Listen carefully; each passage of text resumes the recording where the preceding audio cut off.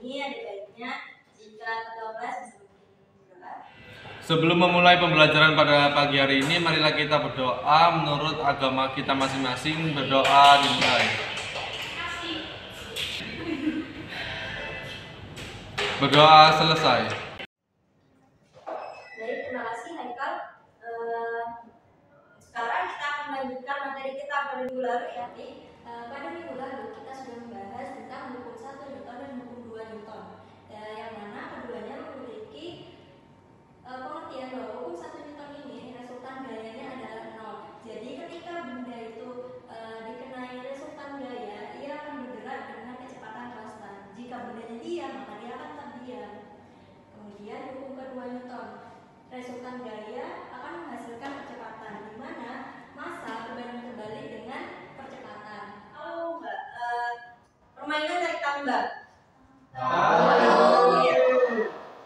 Tarik tambang itu permainan yang seperti apa sih menurut kalian?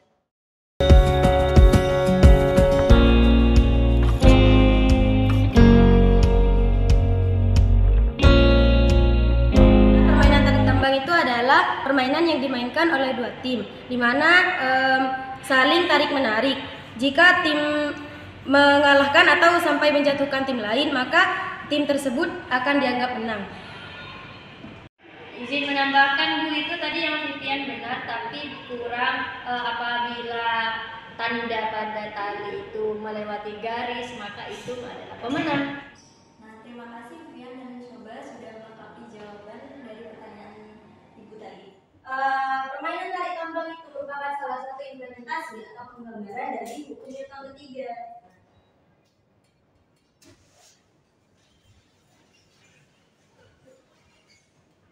Nah, pada minggu ini kita akan mensimulasikan atau menggambarkan hukum ketiga Newton terjadi pada kehidupan nyata, khususnya tadi pada permainan tarik tambang yang sudah kalian jelaskan secara singkat. Di sini tolong ingat dulu hukum 3 Newton. Hukum 3 Newton ini berbunyi jika setiap gaya yang bekerja pada suatu benda memberikan gaya kepada benda lain akan menimbulkan gaya baru yang arahnya berlawanan. Jadi dapat dituliskan F aksi sama dengan min F reaksi. Mengapa? Karena tanda garis di sini menunjukkan bahwa gaya yang bekerja arahnya berlawanan.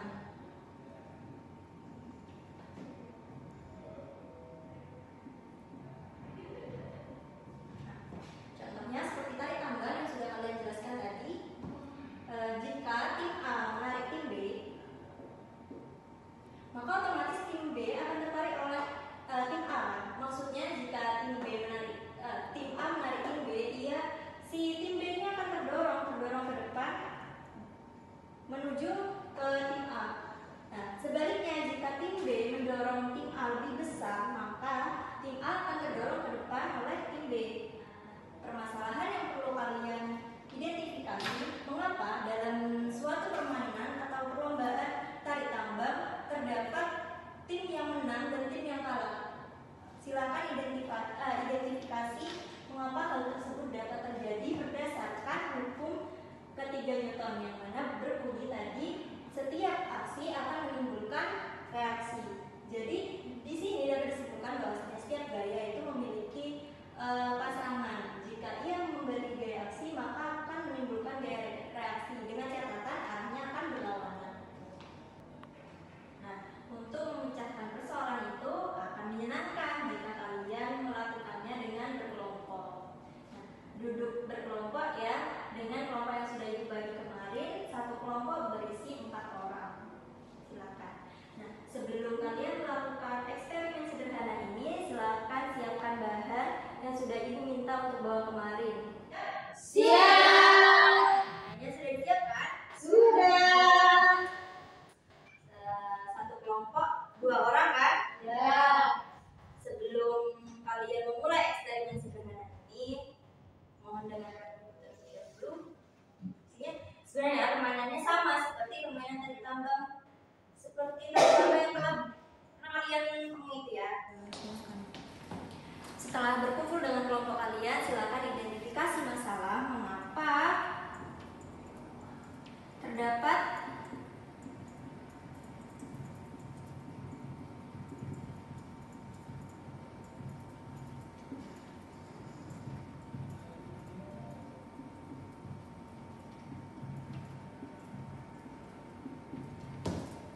melakukan identifikasi masalah mengapa terdapat tim yang menang dan tim yang kalah dalam permainan tarik tambang. Setelah berkumpul dengan kelompok dan menyiapkan bahan, silakan uji eksperimen kalian, uji eksperimen sederhana kalian, dan identifikasilah mengapa faktor ini dapat terjadi. Sebutkan faktor-faktornya, kemudian diskusikan dengan kelompok kalian, lalu nanti akan diadakan presentasi satu persatu oleh kelompok kalian masing-masing.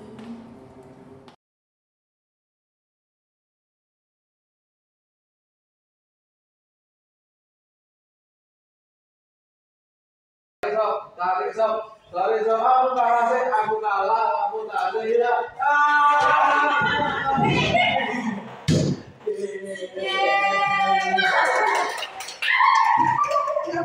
Percobaan atau eksperimen sederhana tadi, kalian sudah bisa mendiskusikan terkait pertanyaan sebagai kenapa sih ada tim yang menang dan tim yang kalah dalam permainan tarik tambang.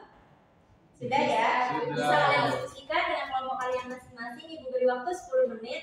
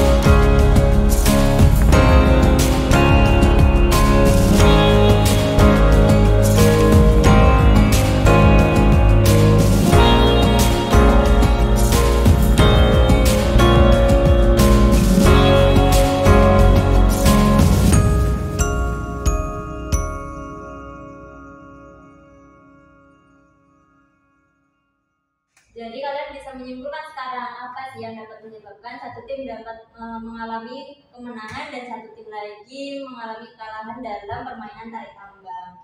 Bagaimana jika masing-masing kelompok mendiskusikan atau mempresentasikan hasil diskusinya ke depan kelas? 1, 2, 3, silakan keluar dari kursi dan jalan ke depan.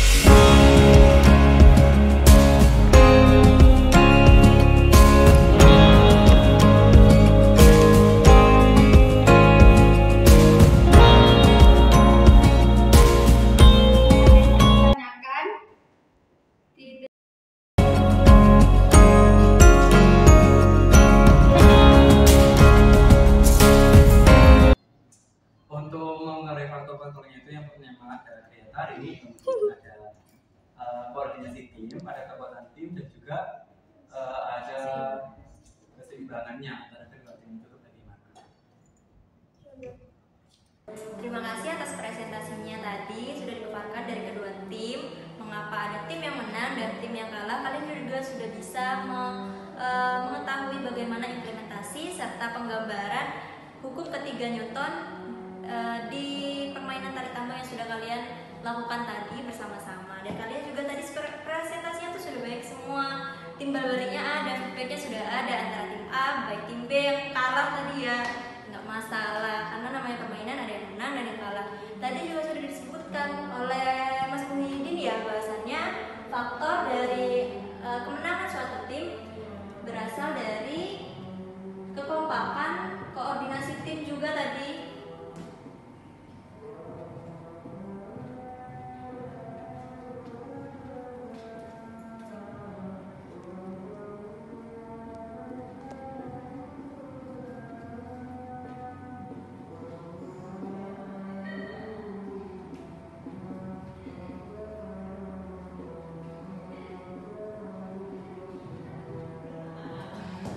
Tadi faktor kurang lebihnya faktor yang disebutkan oleh Didin tadi seperti ini ya, kekompakan, koordinasi tim, dan kekuatan.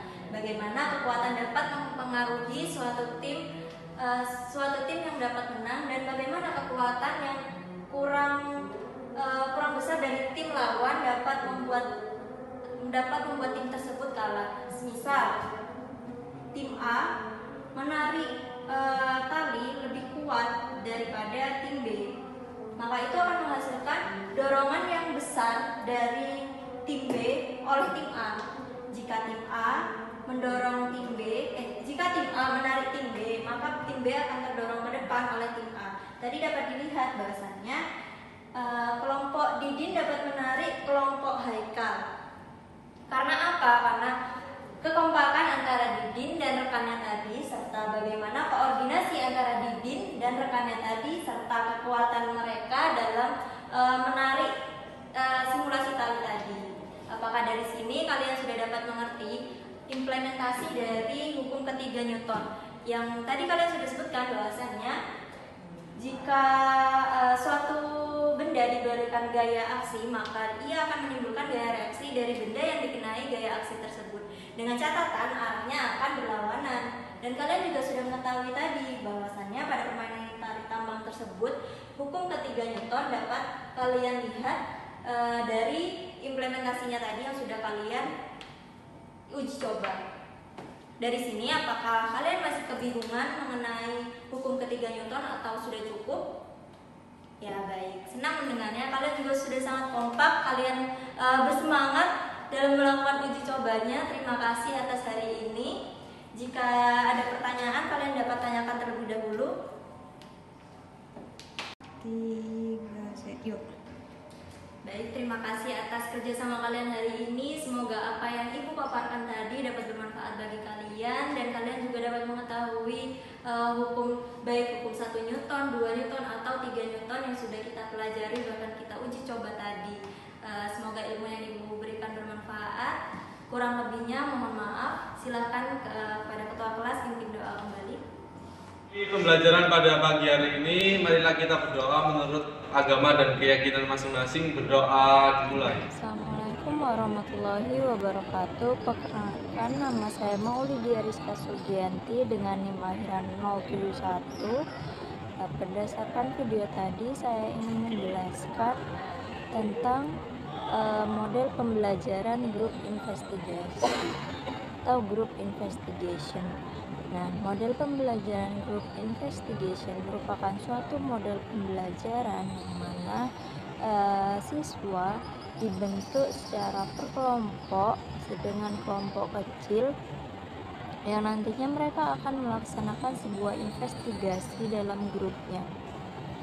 Nah, dalam investigasi tersebut mereka diminta untuk menyelesaikan suatu topik permasalahan.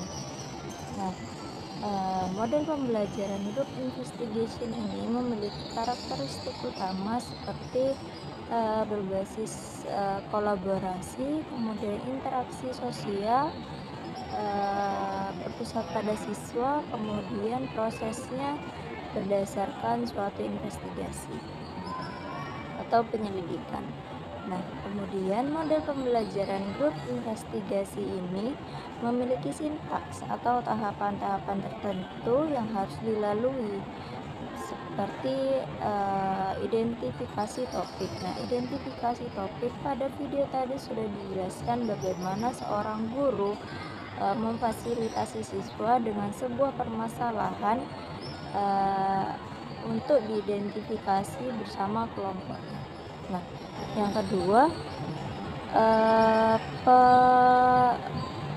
pengelompokan siswa atau pembentukan kelompok. Siswa dibentuk secara kelompok, berkelompok kecil.